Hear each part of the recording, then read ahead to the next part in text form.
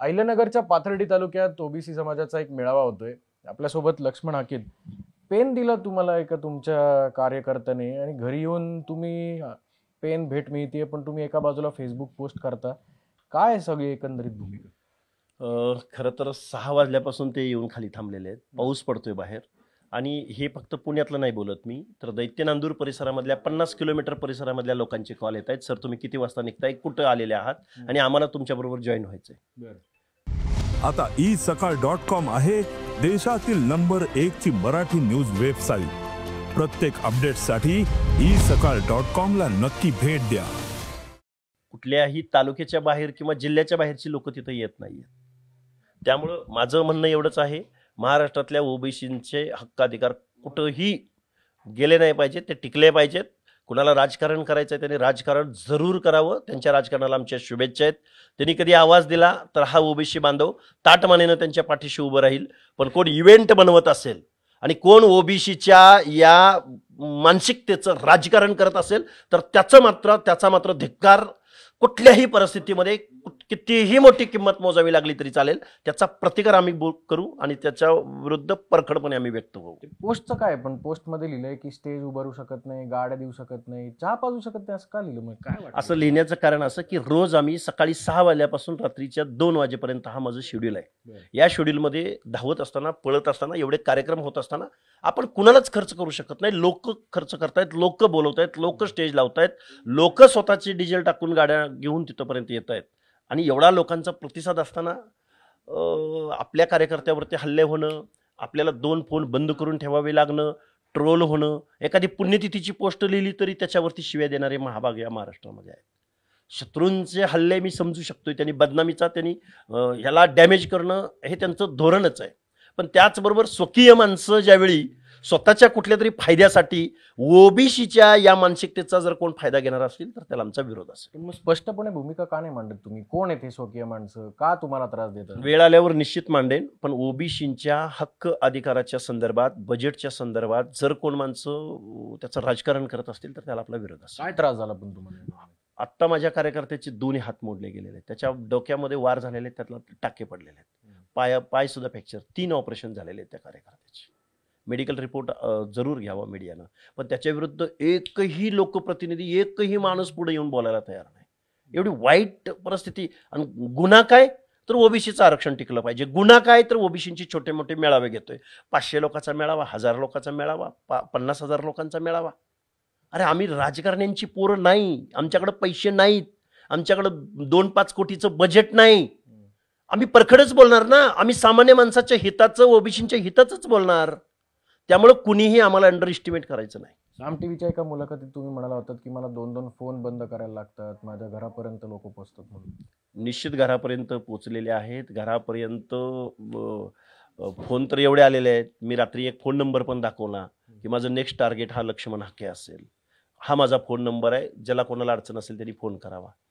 हे चालू आहे. काल ज्या मुलाला मारलं त्याच माणसानं 20 ऑगस्टला पोस्ट लिहिली होती की विजय सिंह पंडित, मला तुम्ही काम देऊ नका पण लक्ष्मण हाकेला ठोकायची मला जबाबदारी द्या. त्याच माणसानं काल परवा त्या माझ्या कार्यकर्त्यावरती हल्ला केला, त्याचे 2 हात फ्रॅक्चर केलेत, त्याच्या डोक्यामध्ये रॉडनं वार केलाय, तो मरूही शकला असता. मग अशा परिस्थितीमध्ये आम्ही काम करतोय आणि काही लोक आम्हाला आरोपीच्या पिंजऱ्यामध्ये उभे करतात. हे काय लावलंय महाराष्ट्रामध्ये? आम्ही ओबीसीची भाषा बोलतोय म्हणून तुम्ही आम्हाला आरोपीच्या पिंजऱ्यात उभं करताय. कारण आम्ही कुठल्या आमदार खासदाराची पोर नाही, आम्ही कुठल्या इथल्या व्यवस्थेचा ओबीसी म्हणून लाभ घेतला नाही, हा आमचा गुन्हा आहे. अरे माझा जन्म 1979चा आहे. मी कसं काय कुणाबरोबर, माझी तुलना कशाबद्दल कुणाबरोबर करताय? अरे मी सामान्य कुटुंबातला, मी सांगतोय ना, माझी कशाला तुलना करताय तुम्ही कुणाशी?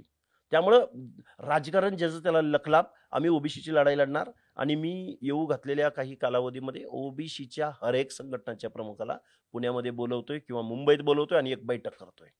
ओबीसी कोण आहेत आणि ओबीसीच्या हिताचं राजकारण कोण करतंय हे सुद्धा आम्ही महाराष्ट्राला स्पष्टपणे दाखवून देऊ. तुमच्या आयुष्यात असे अनेक जण आहेत का की आधी तुम्हाला त्यांनी सपोर्ट केला, आता तेच मागं चालले? सपोर्ट करणारी माणसं माझ्या बरोबरच आहेत. एकही माणूस सपोर्ट करणारा मला कारण ज्यांनी मला बघितलंय तो माणूस माझ्या कधी विरोधात गेलेला नाही. त्यामुळे तो विषय नाहीच आहे. विषय हा आहे की ओबीसीच्या प्रश्नाचं राजकारण व्हायला लागलंय, हे वाईट वाटतंय. फोन आले का काही नेत्यांचे तुम्हाला या सगळ्या तुमची भूमिका तुम्ही सातत्याने मांडता? मला ओबीसीच्या छोट्या मोठ्या संघटनांच्या प्रमुखांचे हर एक प्रमुखाचा फोन आलाय. त्याची संख्या जवळजवळ 20 ते 25 आहे. पण त्यामध्येच एक नाव ऍड करायचं म्हटलं तर विजय वडेट्टीवार यांनी सुद्धा मला काल फोन केलाय आणि सांगितलं, तुझा पक्ष विचारधारा, मी कुठल्या पक्षाचा असलो तर मला देणं घेणं नाही, पण तू जे काम करतोस ते थांबायचं नाही आणि तू पुढे चालत राहायचं, असा त्यांचा मला एक धीर देणारा फोन होता. छगन भुजबळांचा फोन आला का नाही? आता त्यांचा आज मेळावा आहे, त्यामुळं ते व्यापात असतील आणि भुजबळ साहेब भूमिका घेत आलेले आहेत, म्हणून तर भुजबळ साहेबांच्या डिफेन्समध्ये हा लक्ष्मण हाके 100%पैकी 99 वेळा त्यांच्या बाजूने उभा राहिलेला आहे. पण 99 वेळा उभं राहत असताना हे मी त्यांच्या प्रती मी माझं ओबीसी चळवळीतलं टोटल योगदान, माझा एकही बॅनर असा नाही की ज्याच्यावर भुजबळांचा फोटो नाही, एकही बाईट असा नाही की मी भुजबळांचं नाव घेतलं नाही, एकही क्षण असा नाही की मी भुजबळांच्या बाजूनं बोललो नाही. त्याची जर मला किंमत मोजावी लागत असेल तर ते मी मोजायला तयार आहे. पण मी ओबीसीची बात बोलणार, परखडपणे बोलणार आणि कुठल्याही राजकीय नेत्याची भेडभाड न ठेवता बोलणार. पोस्टच्या शेवटची लाईन तुमची असं सांगते की मी माझ्या सभेत माझी भूमिका मांडेल आणि त्याखाली लिहिले तुम्ही कार्यकर्त्यांचे मनापासून आभार. कार्यकर्त्यांचे आभार यासाठी की आत्तापर्यंत तुमच्या योगदानामुळे मी ही लढाई लढत होतो.